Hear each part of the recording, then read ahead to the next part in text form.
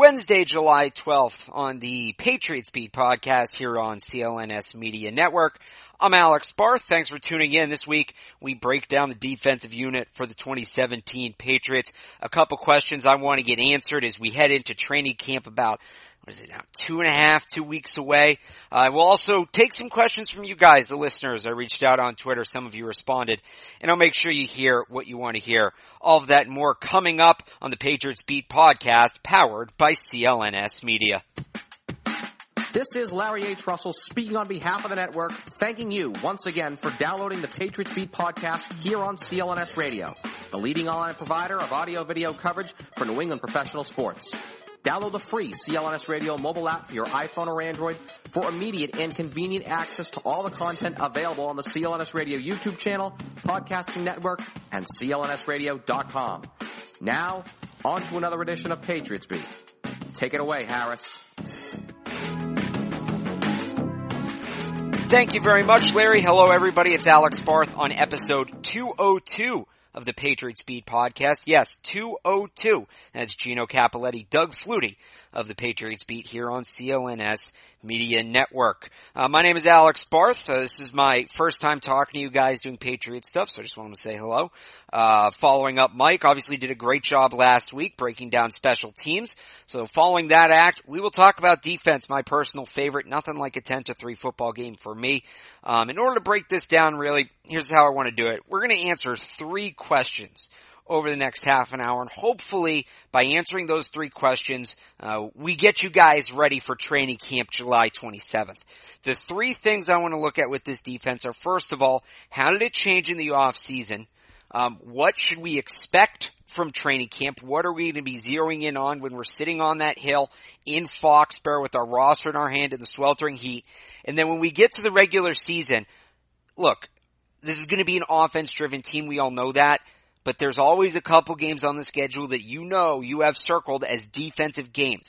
Which games are those? Why are those games circled? We'll talk about that. And then, like I mentioned, after we answer the questions too. After we answer my questions, some Twitter questions from you guys. Real quick before we start, this podcast is brought to you by Blue Apron and ZipRecruiter. We are being hosted on CLNSmedia.com. All right, let's do this. So off-season, big off-season for the defense, not as much for the offense. The big addition, the one that has everybody buzzing, Stephon Gilmore, the cornerback, got him from the Bills, free agent, paid a pretty penny for him, nearing $15 million a year to go opposite Malcolm Butler, who we'll get into a bit. Personally, I wasn't that into this signing. I'm still not totally sold. When they signed him, my impression was, okay, Ryan's gone, Logan Ryan's gone, which he ended up leaving. You're probably giving about $8-9 million for 1 year to play opposite Butler. He's a good number 2. He's a so-so number 1. When I saw the money, obviously that's not the case. You think Butler's gone again, we'll get into it. But this guy, Stephon Gilmore, they're going to count on him. And Buffalo did that a lot last year. We all know the play where he got burned by Chris Hogan down the sideline in Buffalo. He can't be doing that in New England. Before Hogan's even in the end zone, he has his hands on his head yelling at one of the safeties. You have to be more accountable than that for Belichick. Now, will he be? I mean, he absolutely could. It wouldn't be the first time a guy has changed, but they've got, I mean, when you talk about getting a guy in the system, that's a guy that needs to get in the system.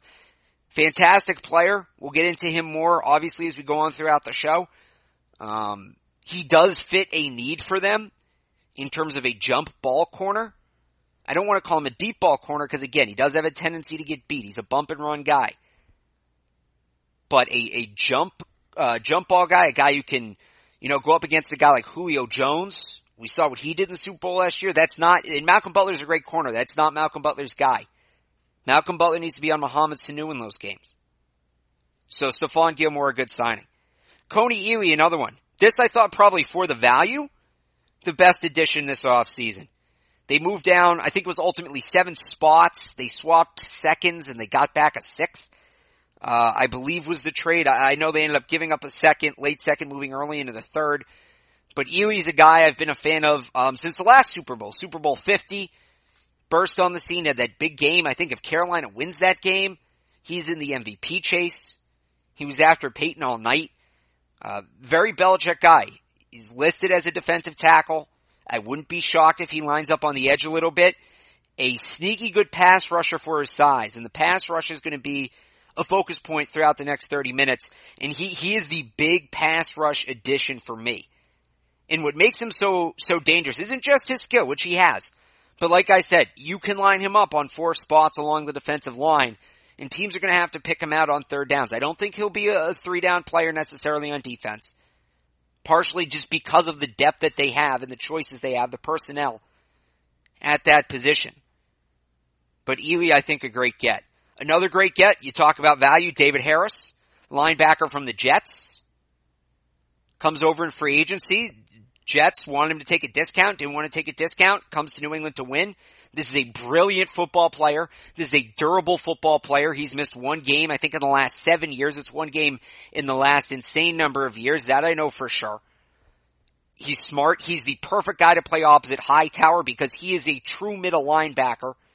Hightower can now play on the outside. He can rush the passer a little more.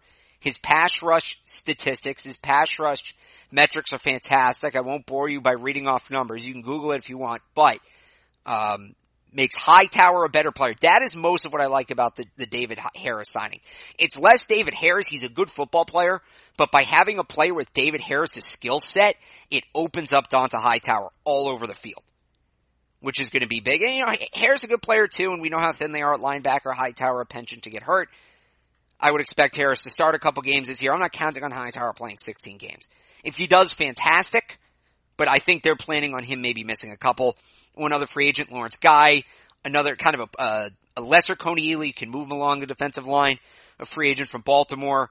Seems like he's bought into the system. You talk about a system guy in all his interviews, saying the right thing, should make the team. Again, maybe some injury insurance for Coney Ely. So I mentioned a couple of these guys earlier when I was mentioning the auditions. The guys they retained, almost just as important. Malcolm Butler coming back to New England, a great deal for the Patriots. Now I'm sorry if any Malcolm Butler fans, I don't want to break your heart. This is last year in New England. It is. I mean, for all intents and purposes, there's no reason he won't go elsewhere next year. But he did the right thing staying. This is going to work out for both him and the team. He's putting a little money on the table. I think I saw a story that he has injury insurance. He should. Put a little money on the table, but if he can go out in this defense in which he is incredibly protected, you got Stephon Gilmore on the other side, you got the great safeties, McCourty, Harmon behind him.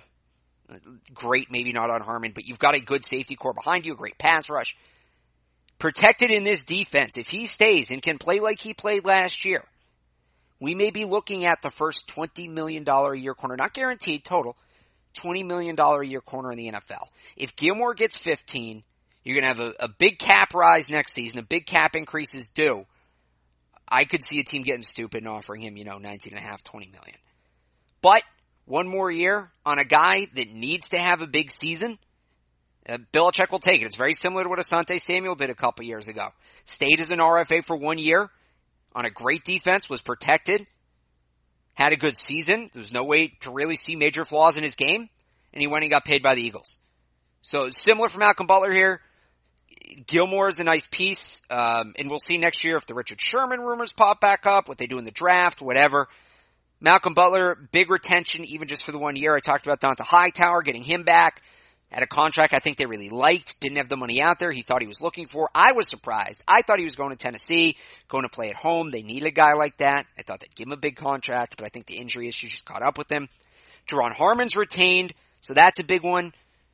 Best center fielder in the NFL, I like to call him. Ultimately, when you go to that 3 safety set, which the Patriots love to do, he's going to be that third safety this year. They got him on a very team-friendly deal. I thought that was another guy who was going to go. Like Martellus Bennett said, they pay Super Bowl winners. I thought he was going to get paid like a Super Bowl winner. Alan Branch, Uncle Phil back in the house. I think for him it was either come back or retire. And the biggest one, honestly, for me, and I mean this is right up there with Butler, Matt Patricia's coming back. Now, they're retaining their whole coaching staff, offense, defense, special teams, everybody. But Matt Patricia, a lot of people thought he might be headed to LA, whether it be the Rams or the Chargers. He's back, and that is big. We saw really last year the effect he has, what kind of defensive mind he is, and the trust Belichick puts in him. So him coming back, not taking a head coaching job, that's going to help just as much as any player. Now, of course, with gains, there are losses. But really, the Patriots kind of made that okay. They definitely netted a gain. Logan Ryan, in terms of snaps played, probably their biggest loss. For those of you who know me, I'm not the biggest Logan Ryan fan. I'm fine seeing him go. He's a bump and run corner without the bump. He tends to just play 10 yards off a guy, make the tackle. He's a great tackler for a corner. I think he should go the Devin McCourty route and play safety. I think he'd be an outstanding safety. But he's in Tennessee now. Chris Long goes to the Eagles, and, he didn't want to come back. He wanted to be an every down player. He wasn't going to be one here.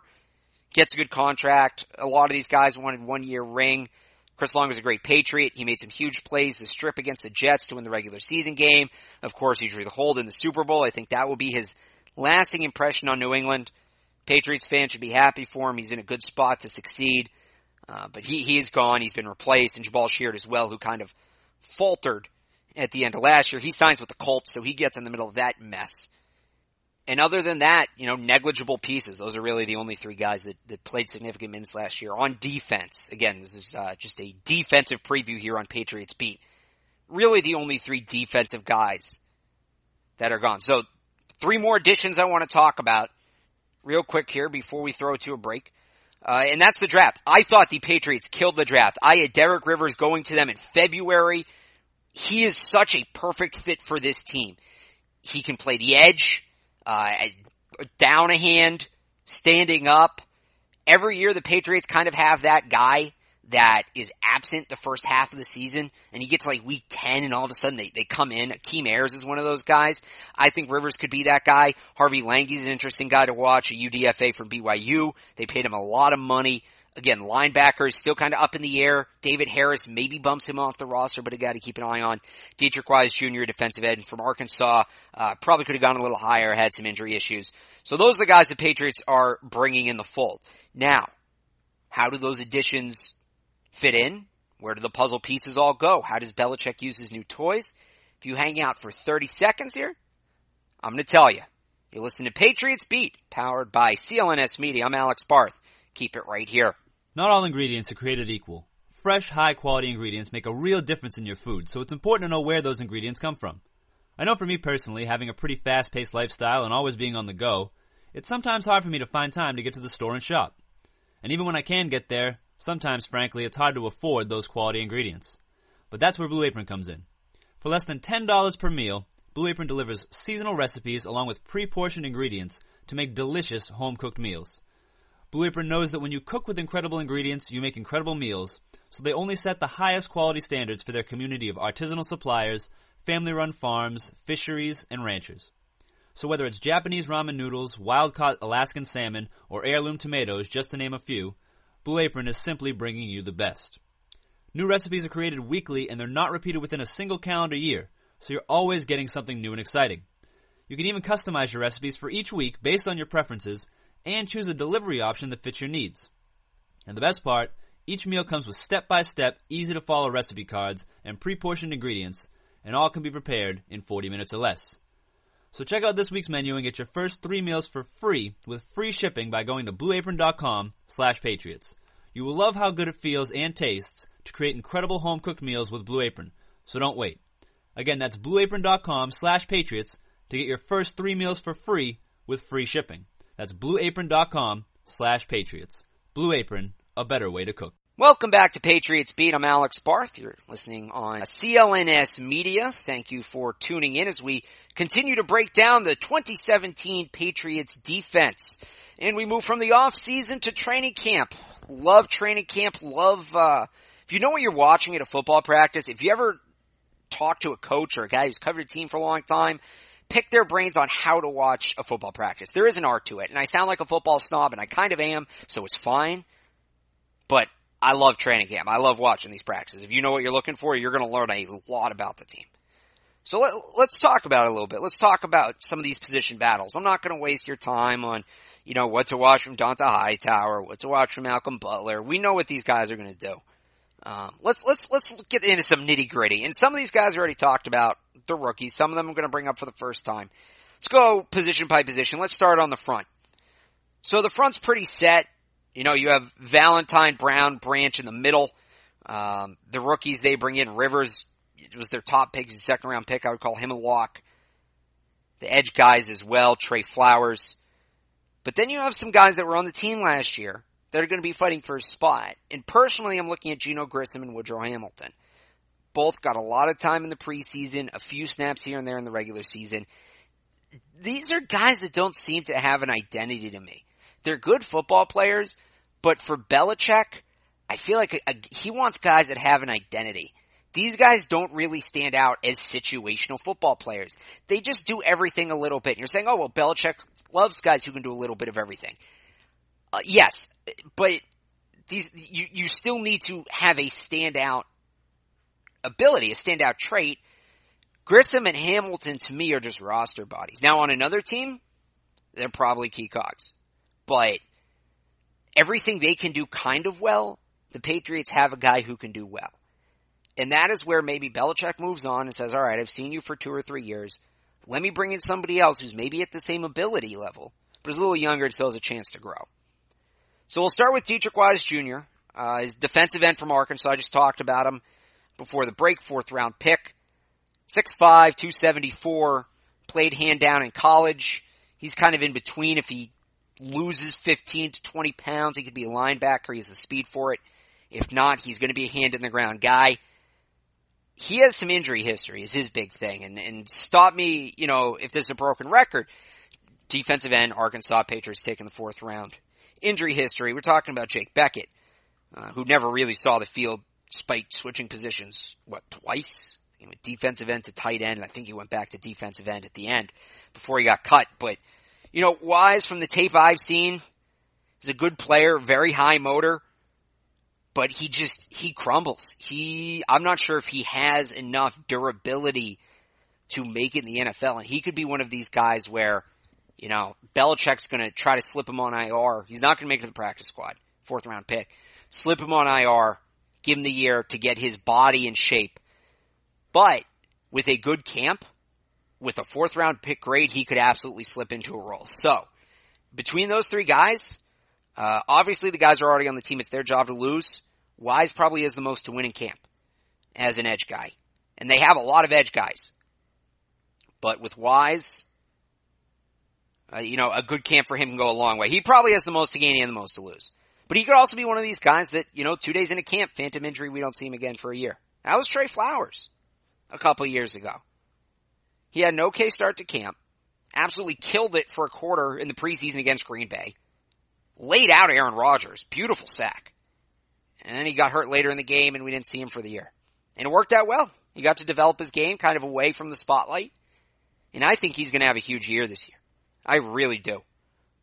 I think that he's going to take that next step. I've loved him since that Packers game, since before that Packers game. Again, a guy I saw in camp that jumped off the paper for me. So, is Dietrich Wise the next Trey Flowers? Is he the next Jake Beckett?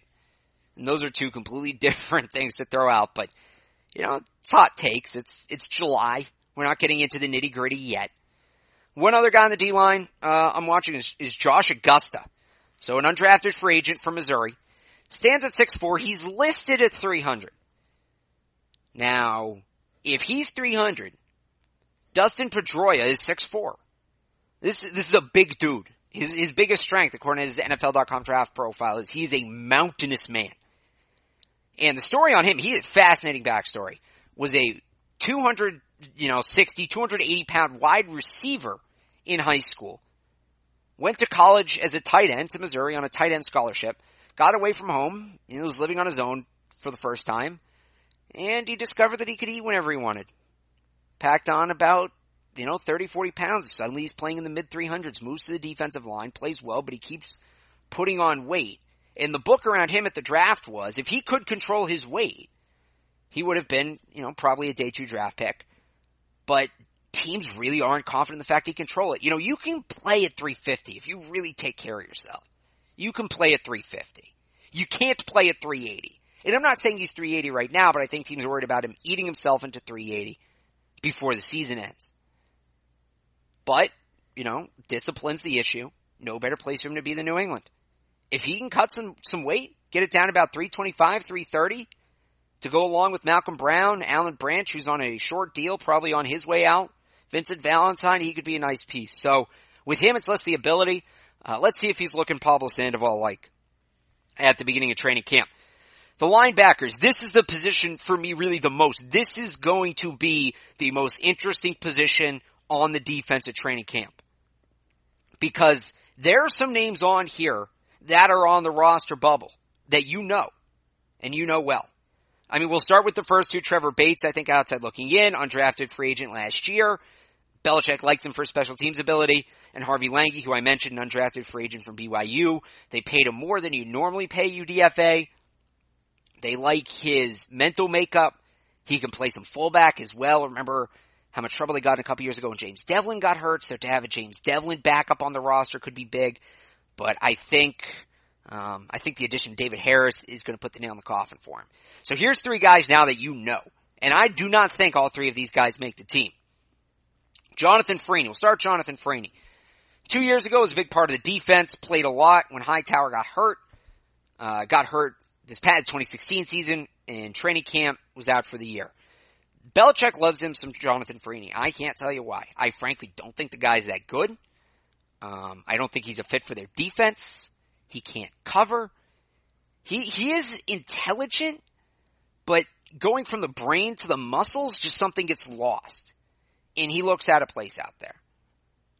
And Harris is definitely an upgrade over him. I would think he's on the outside looking. I would think he would need a spectacular camp to make it. They can cut him, save some money. So for Jonathan Freeney, coming off that big injury, I think there's a long way to go for him. Shea McClellan is a guy I think might be in a little bit of trouble. If they decide to keep Lange, go young, he's a very similar guy to McClellan. He's got speed, he can cover. And look, you can't jump over the center anymore on field goals. So what good is McClellan going to do him? He's one of the slowest linebackers I've ever seen. Now, he can cover a little bit. Despite his speed, he makes up for it. He's got great instincts. He's a good pass rusher. But I don't think he was last year what the team was expecting him to be. He didn't play much at times. I know he played down the stretch, but there would be 3-4 game stints where you really wouldn't see him except on special teams. Even on special teams, he didn't stand out. And the final one, and this is kind of my, sound the hot take horn, but a guy who, as of right now, is listed as a starting linebacker on their depth chart, with Shea McClellan behind him, but I think is a defensive end. We talked about how deep they are at defensive end.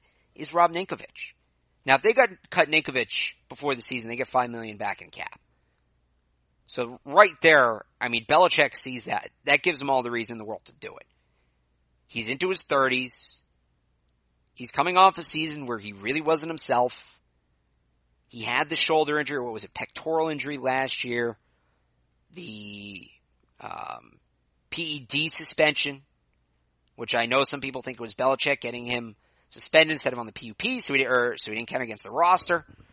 I might buy into that, I might not, but, they got some young guys. Wise, Rivers. They've got some young guys coming for that edge rusher spot, that hybrid linebacker stand-up guy. Even Flowers. Heard he lost a little weight. Maybe could edge out Ninkovich. They've got defensive ends. They've got Ely. They've got Lawrence Guy. What's keeping Ninkovich here right now is his reputation. Now, until last year, he never missed a practice. He is the consummate Patriot. Dude comes up every day, brings his lunch pail to work, grinds it out, full practice, full game, whatever. And another training camp like that, and I think he'll be good. I think Rob Ninkovich makes the team. I would say better odds than not. But there's always that one cut. Belichick always gets us. And it would not shock me if Rob Ninkovich is that guy. Wouldn't shock me. The money on the table, the age factor, the injury factor. And he doesn't really have value anywhere else. He is a Patriot system guy. So we'll see. But that's my linebacker bubble. Real quick defensive backs. I think it's kind of cut and dry in terms of guys who have been here. They didn't draft any defensive backs. There's one rookie, DJ Killings, I want to get into in a little bit, but not right now. Jordan Richards really the only guy for me. Safety they drafted from Stanford a couple years ago. One of these second round safeties Belichick takes who aren't supposed to get drafted from the Tavon Wilson breed. I liked Richards out of college. Smart player. Just kind of never developed that physical level. Now, Chung's getting older. McCourty's getting older. Does Belichick want to keep a safety who's been in the system? Maybe. As Richards enters the last year of his contract. But, yeah, I don't think he's the guy. And if they need a roster spot, he'd be an easy cut. They're plenty deep in the defensive backfield. If they keep him, it's not for this year. Doesn't really play special teams. Has been a non-factor. Has been one of the more disappointing draft picks in the last couple of years. So there's some names for you guys to keep an eye on. Training camp, Josh Augusta, Geno Grissom, Woodrow Hamilton, Dietrich Wise, Trevor Bates, Jonathan Freeney, Shea McClellan, Rob Ninkovich, and Jordan Richards. Those are the guys to keep an eye on. Because obviously we know, look, I could sit here and talk to you guys about what I'm expecting from Malcolm Butler, what I'm expecting from Donta Hightower. They're going to be, those are going to be Pro Bowl guys. Those are going to be borderline All-Pro guys. Trey Flowers, borderline All-Pro guy. We all know that. I think you're smart in that. I'm giving you some credit. Let's get into some nitty-gritty. And when we come back on the other side, we will do that with the regular season schedule. Which dates on the calendar should you circle to take the under? Defensive-focused games. On the other side, this is Patriots Beat. I'm Alex Barth. Keep it right here. What's going on, Pats Nation? This is Marvin Zahn of the CLNS Media Network, and I'm here to tell you right now to check out the CLNS Media New England Patriots postgame show hosted by myself and my co-host, Mr. Mike Nice. And live on CLNS Radio immediately after every single Pats game. Call in at 929-477-2386 toll free to get your voice heard and contribute to the host breakdown and analysis of the latest Patriots contest. We also got the stars and sorries of the day, Twitter posts for the plays of the game, and everything else that is going on with the 5-time Super Bowl champion. Subscribe to CLNS Media New England Patriots postgame show on iTunes and Stitcher, and the best way, download the free CLNS Media Network mobile app for on-demand listening anytime, any place, anywhere.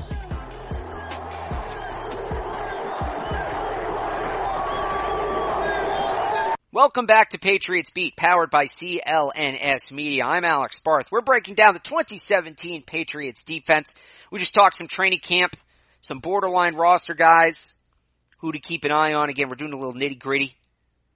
Some real, as Mike Felger would say, on your own time stuff with the Patriots here. But let's look at the regular season schedule. We all know that when you look at that schedule, you're seeing, okay, who's the key player week 1? Tom Brady. Week 2, Tom Brady. Week 3, Tom Brady. Week 15, Tom Brady.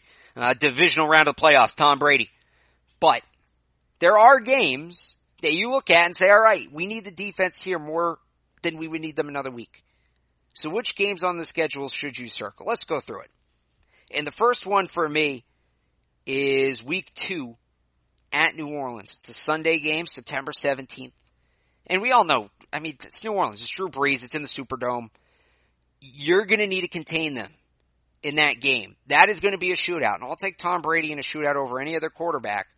But the defense needs to do something. That's going to be the game where we're sitting there in the fourth quarter.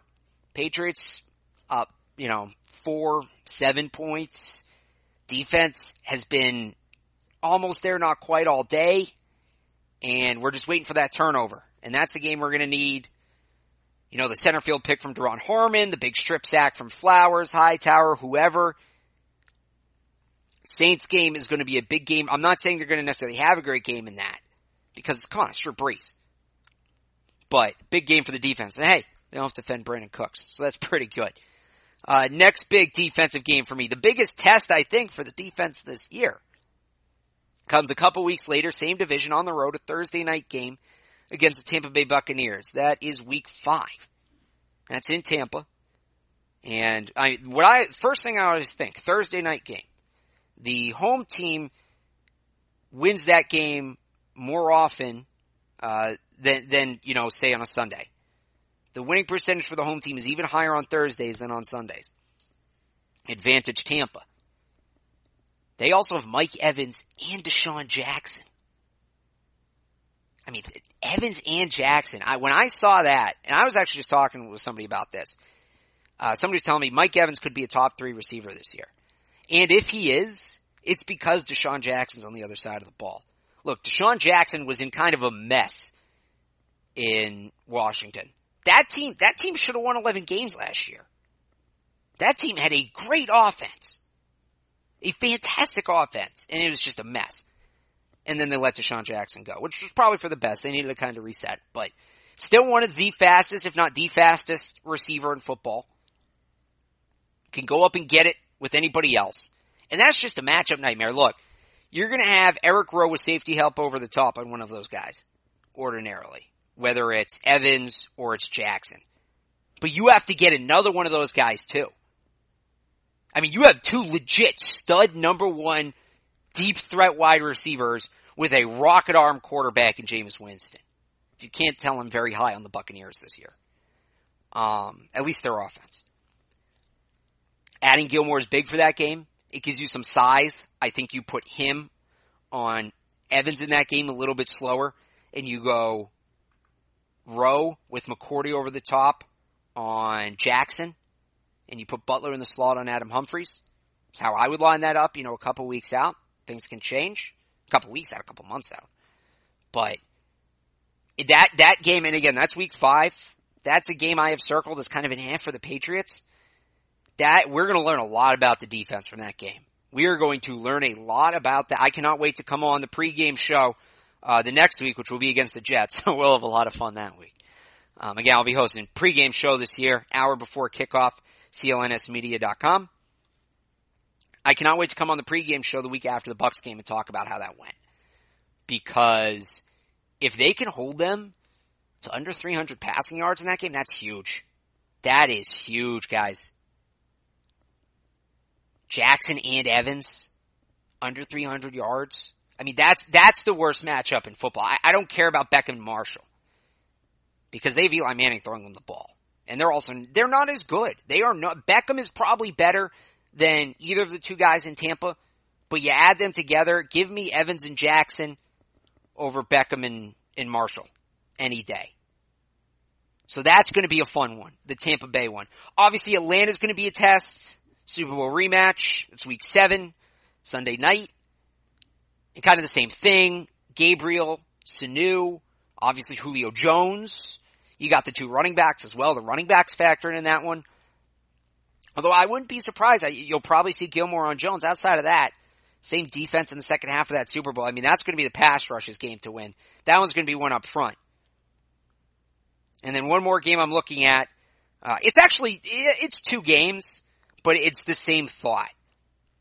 And it's at Denver and then versus, in air quotes, Oakland. That game is in Mexico City on a Sunday. That's back-to-back weeks. So he'll be out in the Rockies, high altitude, back-to-back weeks. Denver always kills them. Great offense in Oakland. The defense is going to need to win them one of those 2. I'm frankly not expecting them to win both of those games. I think they take Denver. They're beat by the time they get to Oakland. They're exhausted. They're up in the altitude. Oakland gets them close. But specifically that Oakland game, they're going to need the defense because we know what Brady is at high altitude. It's his kryptonite. Lack of air is Tom Brady's kryptonite. Go figure. And in Mexico City, different environment. The defense is going to need to get after Derek Carr. Amari Cooper obviously is always an issue. And I think that'll be a big Malcolm Butler game. I think Butler is a great matchup on Cooper. Not that Gilmore isn't, but I think that's a Butler guy because they'll be moving them around on the 1 and the 2 all season. It's not going to be the number 1 corner, number 2 corner. When they play the Steelers, Antonio Brown, that's Malcolm Butler's guy. But like I said, when they play the Buccaneers, Malcolm Butler's probably in the slot. When they play Houston, you're probably going to see Gilmore on DeAndre Hopkins. Butler probably draws Will Fuller or Braxton Miller. And you're going to roll on the other one. That's going to be a tough one for him too, matchup-wise, but pass rush will take care of that. I'm not too worried about that one. Bills, Jarvis Landry is Butler. I'm probably putting Gilmore on Sammy Watkins. Did I say Bills, Dolphins, Jarvis Landry, Malcolm Butler, Bills, Sammy Watkins. I'm getting ahead of myself here. That's Gilmore. But yeah, so a couple games to keep an eye on for the defenses here. Week 2 against the Saints, Week 5 against the Bucs, Week 7 against the Falcons. And then I don't have my schedule numbered because I didn't prepare as well as I should have. It's the first time I've done that though, so that's good. Back-to-back weeks against Denver and Oakland, I think. Especially the Oakland one. Keep an eye on the defense in that one. Alright, when we come back on the other side, we're just about wrapped up, but I know you guys have questions too. I posted on Twitter this week asking what you guys wanted me to talk about. I got some answers. We'll get into that. Keep it right here. You are listening to Patriots Beat, powered by CLNS Media. What's going on, Pass Nation? This is Marvin Zahn of the CLNS Media Network, and I'm here to tell you right now to check out the CLNS Media New England Patriots postgame show hosted by myself and my co-host, Mr. Mike Nice. And live on CLNS Radio immediately after every single Pats game. Call in at 929-477-2386 toll free to get your voice heard and contribute to the host breakdown and analysis of the latest Patriots contest. We also got the stars and sorries of the day, Twitter posts for the plays of the game, and everything else that is going on with the 5-time Super Bowl champion. Subscribe to CLNS Media New England Patriots postgame show on iTunes and Stitcher, and the best way, download the free CLNS Media Network mobile app for on-demand listening anytime, any place, anywhere.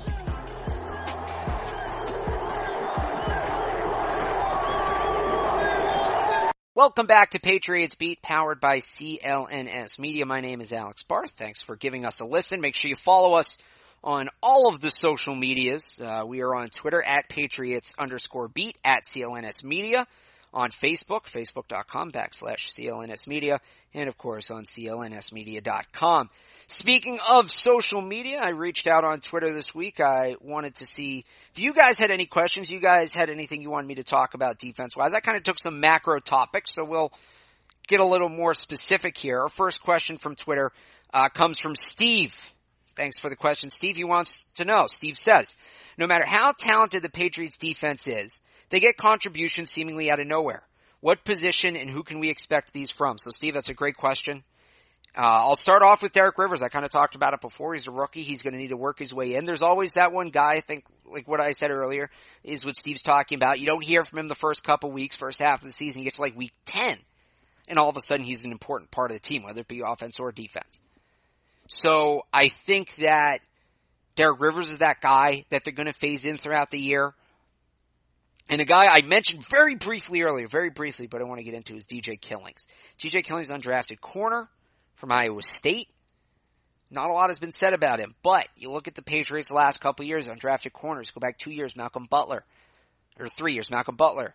And then last year, Cre'Von LeBlanc, even though they ended up cutting him, which I think was a mistake, ended up being a pretty good corner for the Chicago Bears until he got hurt. A legitimate number 2 NFL corner. They didn't have a number 1, that was part of their problem. But, you know, a good player in Cre'Von LeBlanc, and then, of course, Jonathan Jones ended up being a good player for them last year when Cy Jones didn't live up to the hype. Justin Coleman, another one. So, I'll give you a couple of rookies there, Steve. I'll give you Derek Rivers. That's probably the easier one. And keep an eye on DJ Killings. Because if he does make the team, he's going to be a factor. And they have hit on undrafted corners the last couple of years. I think it's part of the reason they didn't draft one this year.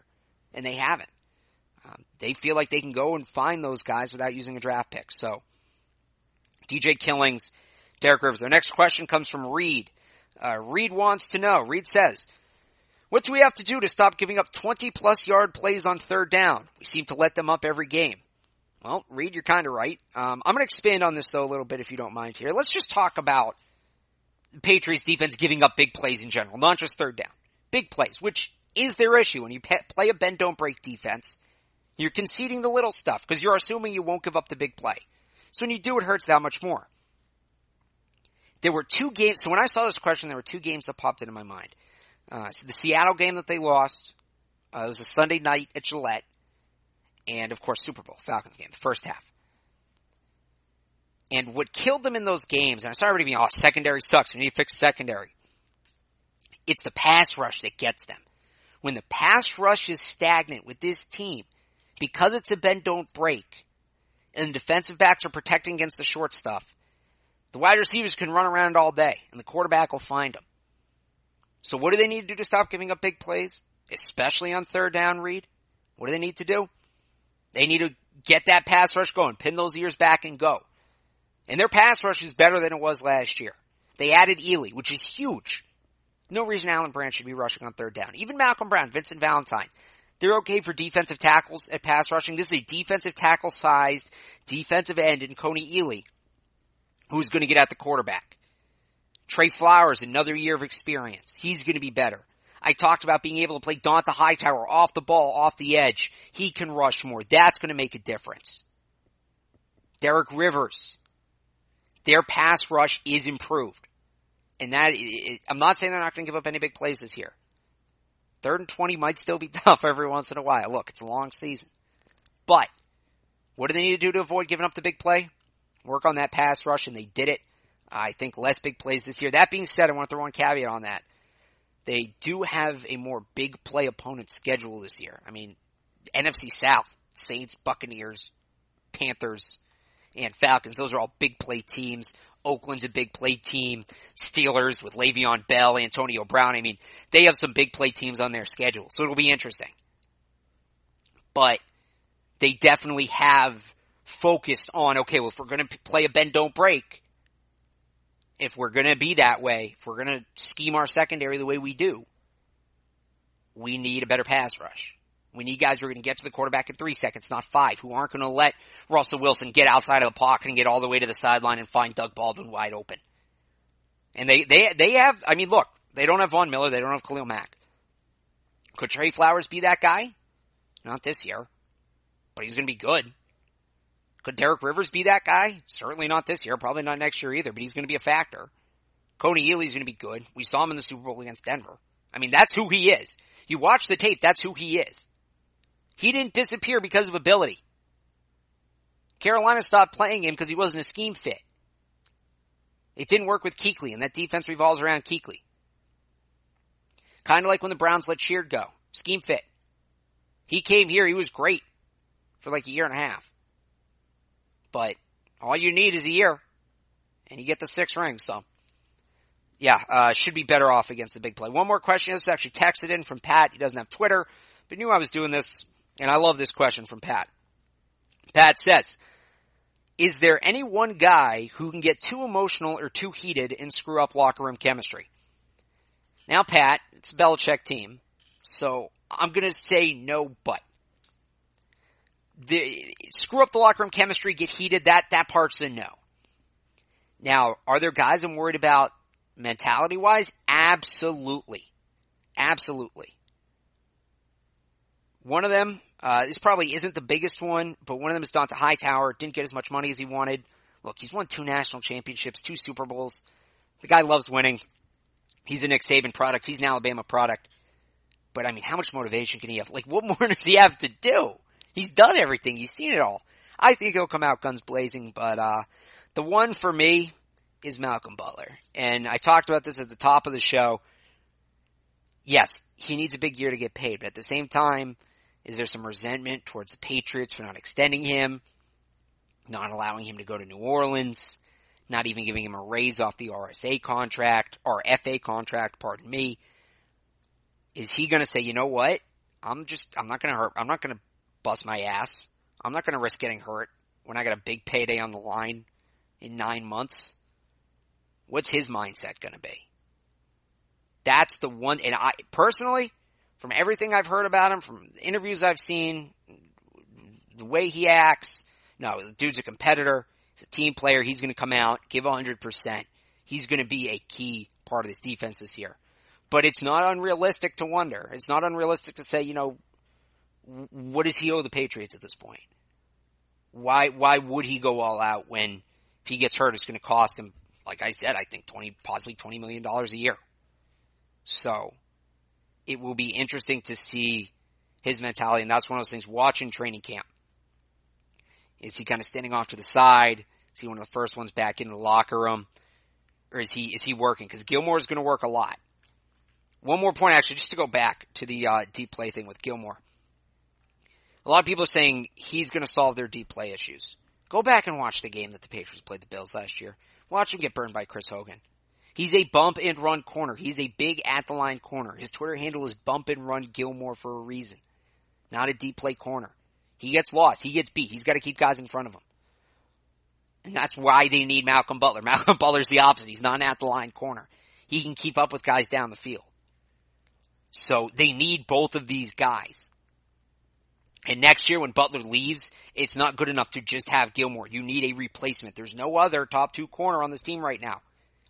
Unless Killings or Jones makes a huge jump, or Cyrus Jones makes a huge jump. There's no number 2. Cyrus Jones to another guy, you don't know what he's going to be like mentally. He was a mess last year. I know Mike talked about it a little bit last week. I personally, I'm an Alabama fan. I love Cyrus Jones coming out. I thought that was a great pick. but if I never see him return another kick, it'll be too soon. On that note, a few quick reminders before we wrap it up. Patriots' first preseason game is August 10th. They'll host the Jacksonville Jaguars. Pre-game an hour before kickoff. I'll be hosting you for that. Post-game immediately following the game. You can call in the post-game at 929-477-2386 and listen live on the CLNSmedia.com website. Make sure to check out the pre-game and post-game shows all season long. Post-game show with Mike and Marvin airs live after every single Patriots game on CLNSmedia.com. The call-in number for that, again, write it down, 929-477-2386. You can listen live on CLNSmedia.com. Subscribe on iTunes and Stitcher to get all our stuff. You can get daily team updates on the Patriots Newsfeed podcast, which is available on the CLNS Media New England Patriots post-game show feed.